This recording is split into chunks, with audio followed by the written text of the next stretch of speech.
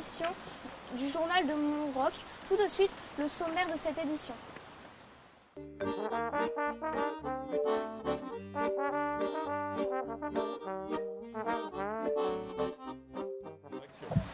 Grâce à l'aménagement imaginé en 1871 par un professeur de physique et un charpentier de Servoz, nous avons parcouru aujourd'hui de magnifiques gorges. Un reportage suspendu au-dessus de la Diose.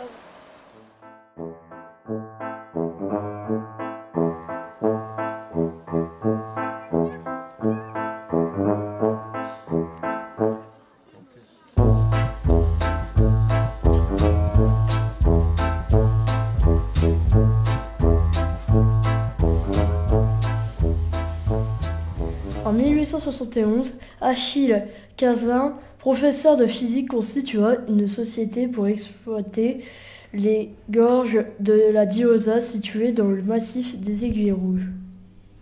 Pour réaliser ce projet, il fit appel à un charpentier de Servoz, Pierre Berthoun.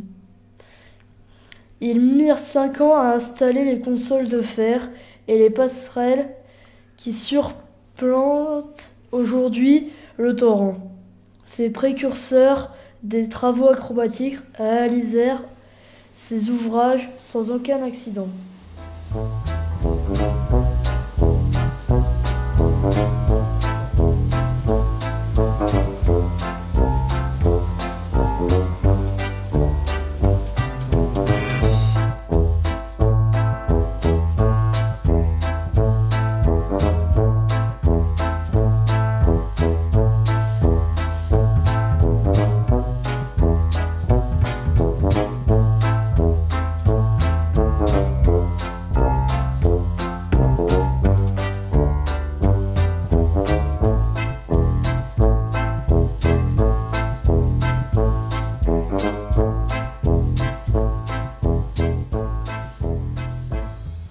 Le portrait du jour nous entraîne dans le bureau de la directrice de la colo, un bureau en plein air.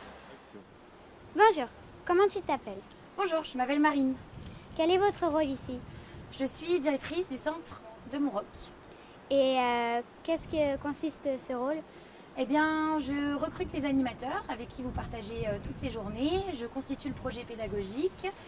Je fais quelques réunions aussi avec les animateurs pour préparer les activités du jour, vérifier aussi que tout est bien en ordre, qu'ils veillent vraiment à votre sécurité physique et morale et qu'on respecte ce projet pédagogique et surtout vous passiez de bonnes vacances.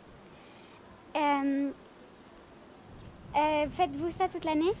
Alors j'aimerais bien, mais non malheureusement, mais à côté de ça je suis quand même professeure d'anglais, donc je travaille aussi avec des enfants, ce qui est plutôt agréable aussi. Voilà. Bah, merci beaucoup et... Merci. On le voit souvent dessiner avec un petit tonneau accroché au cou pour aller sauver des personnes en détresse. Mais est-ce vraiment ce que font les Saint-Bernard? Nous avons posé cette question à un éleveur du village de Servoz.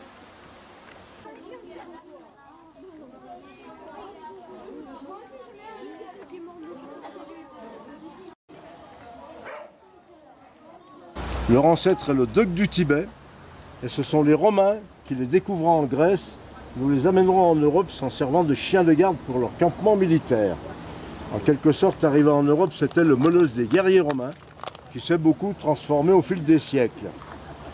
Le Saint-Bernard, principalement conservé en Suisse, il est leur chien national. C'est en 1660 que certains de ces chiens vont être offerts aux religieux du Grand Saint-Bernard. Ce col du Grand Saint-Bernard, frontière entre la Suisse et l'Italie, a toujours été un point de passage très fréquenté. Seulement à 2500 mètres d'altitude, il y a beaucoup de neige.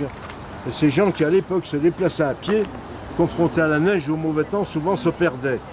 Voilà pourquoi Bernard de Menthon installera ses religieux sur le col en 1050. Seulement, isolés en altitude, comme dans toute religion possédant des trésors, au fil des siècles, ces religieux se sont retrouvés très souvent confrontés à ce qu'ils appelaient à l'époque des bandes de brigands. Et c'était donc pour s'en défendre que de nobles Suisses vont leur offrir ces chiens en 1660 pour servir de gardiens. Et en les recevant, ils les baptiseront le Mastif alpin. Pour la bonne raison qu'à l'époque, le col ne s'appelait pas encore Grand Saint-Bernard, c'était le col de Montjoux. Après les avoir reçus, au fil des années, ils vont s'apercevoir que leurs chiens ne sont pas agressifs du tout. C'est plutôt par leur carrure imposante qu'ils impressionnaient ces brigands. Mais ils vont surtout découvrir qu'ils ont un très bon flair. Ils considéraient à l'époque que leurs chiens étaient capables de sentir l'odeur humaine à plus d'1 kilomètre. Alors vous remarquerez au cours de la visite que ces chiens ont des yeux très particuliers, qui sont adaptés à la vie sur la neige. Mais c'est moi qui t'ai laissé le passer. Allez, viens Cléo. Allez, viens là. Allez. À une époque, il y avait des ouvriers qui faisaient des travaux à l'hospice. Et un jour, pendant qu'ils mangeaient, les chiens s'étaient approchés d'eux. Et un des ouvriers, pour s'amuser, avait accroché sa gourde au cou d'un chien. C'est ce qui avait donné l'idée aux religieux de leur confectionner ces petits tonneaux, alors dans lesquels ils ne mettaient pas de l'alcool, comme on l'entend souvent dire. Les archives citent une boisson chaude. Cette édition est terminée, merci de nous avoir suivis. Avant de nous quitter, nous vous proposons un diaporama de notre photobooth de la soirée danse d'hier soir. Je vous dis à demain pour une édition spéciale Mer de glace, bonne soirée.